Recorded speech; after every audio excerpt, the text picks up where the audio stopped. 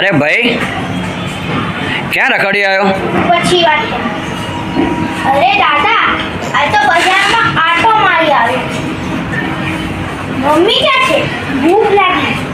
તારી મમ્મી અને તારા પપ્પા મતદાન કરવા ગયા છે અત્યારે. વર્ષોથી મારે તો એક જ ટેવ, સવારના પોરમાં પહેલું મતદાન. જો હું આ મતદાન કરીને આવ્યો. બહુ સારું.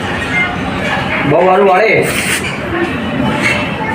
તમારા જેવા લોકો જ મત નથી આપતા ને એટલે જ બોગસ વોટિંગ થાય છે, સમજો? પર મત આપીને કોઈ ઉદ્ધાર તો નથી થતો. એ જે હોય, પણ મત આપવો એ આપણી મૂળભૂત અધિકાર છે. મારા એક મતદાનથી શું થશે? અરે તારા એક મતની કિંમત તું શું જાણે?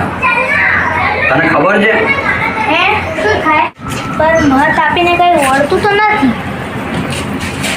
મત આપે વળે કે ના વળે, મત આપવાનો આપણો અધિકાર છે, એટલે મત આપવો જોઈએ.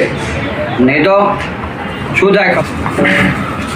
ઈમાનદાર ઉમેદવાર હારી જાય અને ખોટી સરકાર બને અને 5 વર્ષ સુધી તમારા મત આપવાનો અધિકાર એળે જાય. ઓહ, સોરી દાદા. હવે મને ખબર પડી કે મતદાન કરવું અને કરાવવું આપણી ફરજ છે.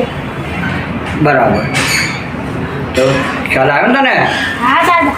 કે દરેકે પોતાનો મત આપવો જ જોઈએ અને પોતાના મનપસંદગીના ઉમેદવારને જીતાડવા જ જોઈએ. જીતાડવા માટે શું કરવું જોઈએ? મતદાન કરવું જોઈએ. જો દેખ, દેશની પ્રગતિ અને ઉન્નતિમાં સહભાગી થવા માટે ચૂકશો નહીં. ચૂકશો નહીં. યાદ રાખજો.